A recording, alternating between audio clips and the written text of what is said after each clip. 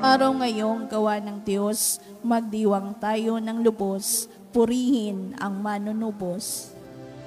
Hallelujah, Hallelujah, Hallelujah.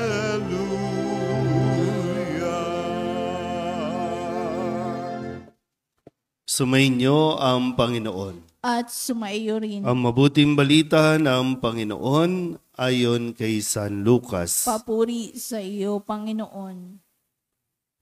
Noong panahong iyon, samantalang isinasalaysay ng mga alagad ni Jesus ang nangyari sa daan at kung paano nila siyang nakilala nang pagpirapirasohin niya ang tinapay. Si Jesus ay tumayo sa gitna nila. Sumainyo ang kapayapaan. Sabi niya sa kanila, ngunit nagulat sila at natakot sapagkat akala nila'y multo ang nasa harapan nila. Kaya't sinabi ni Jesus sa kanila, ano't kayo'y nagugulumihanan? Bakit nag-aalinlangan pa kayo? Tingnan ninyo ang aking kamay at paa. Ako nga ito. Hipuin ninyo ako at pagmasdan. Ang multo'y walang laman at buto, ngunit ako'y mayroon tulad ng nakikita ninyo. At pagkasabi nito, ipinakita niya sa kanila ang kanyang mga kamay at mga paa. Nang hindi pa rin sila makapaniwala dahil sa malaking galak at pagkamangha, tinanong sila ni Jesus, may makakain ba riyan? Siya'y binigyan nila ng kaputol na isdang inihaw. Kinuha niya ito at kinain sa harapan nila. Pagkatapos, sinabi sa mga alagad, ito ang tinutukoy ko nang sabihin ko sa inyo noong kasama-sama pa ninyo ako. Dapat matupad ang lahat ng nasusulat tungkol sa akin sa kautusan ni Moises, sa mga aklat ng mga propeta at sa aklat ng mga awit. At binuksan niya ang kanilang mga pag-iisip upang maunawaan nila ang mga kasulatan. Sinabi niya sa kanila, ganito ang nasusulat. Kinakailangang magbata ng hirap at mamatay ang Mesiyas at muling mabuhay sa ikatlong araw. Sa kanyang pangalan, ang pagsisisi at kapatawaran ng mga kasalanan ay dapat ipangaral sa lahat ng bansa magmula sa Jerusalem. Kayo ang mga saksi sa mga bagay na ito. Ang mabuting balita ng Panginoon. Pinupuri ka namin, Panginoong Jesucristo. Isang magandang umaga po sa inyong lahat. Happy Easter po. Ngayon ay Huwebes ng 8 araw na pagdiriwang ng Pasko ng Pagkabuhay. At 4 na araw na rin natin naririnig ang kwento ng pakikipagtagpo ni Jesus sa kanyang mga alagad. Tingnan natin ulit, no? Si Jesus ang nakikipagtagpo. Si Jesus ang nagpapakita. Si Jesus ang naghahanap at sinasamahan ang kanyang mga alagad. Na ang mga alagad ay kanya-kanyang tago, kanya-kanyang takas, kanya-kanyang kung ano man ang kanilang drama sa buhay.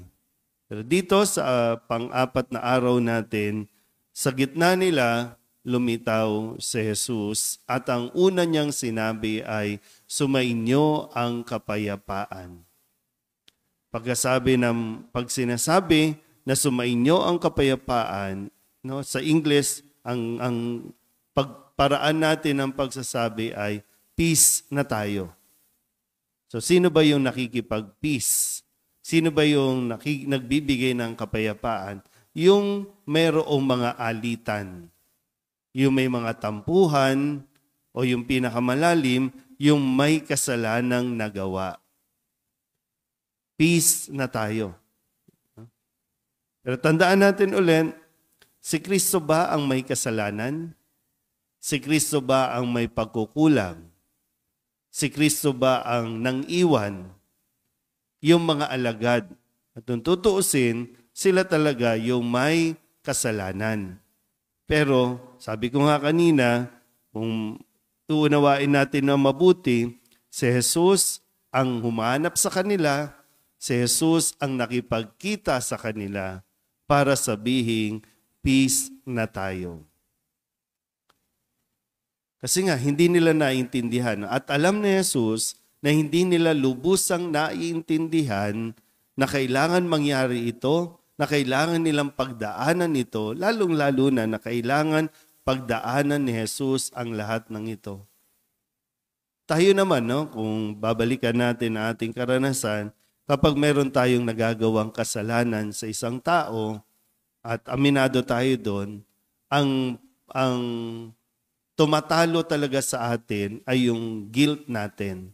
Yung hindi natin matanggap na nagawa natin ang isang bagay na ito doon sa tao. Hindi sa nagmamalaki tayo, hindi sa mas nagiging ma-pride tayo, kundi yung kalaban natin na yung sarili natin, bakit mo nagawa ito? Bakit ko nagawa yun? Bakit ko yun nasaktan? Bakit ko yun nagawa? At mahirap kalaban yung sarili.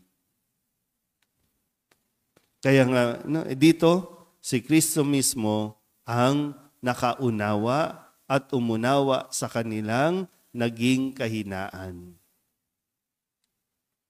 Isang matinding hamon din ito, no? Kasi sabi ni Jesus, matapos siyang ibigay yung pagpapatawad. Kasi pag pista tayo, ibig sabihin, pinapatawad ka na. So matapos siyang ibigay yung pagpapatawad, yung kapayapaan sa kanyang mga alagad, yung misyon na ibinigay ni Jesus, ang sinasabi niya, sa kanyang pangalan, ang pagsisisi at kapatawaran ng kasalanan ay dapat ipangaral sa lahat ng bansa. Kung hindi nila mararanasan ang pagpapatawad ni Jesus, may hirapan o hindi nila magagawang magturo at kalaunan yung gagawa sa kanila ng kasalanan ay hindi nila mapapatawad. Ngayon, sa atin po, no, baka lang, hinihingi na rin ng pagkakataon, baka, no, na hindi ko alam kung buhay pa ba yung mga nakapanakit sa inyo.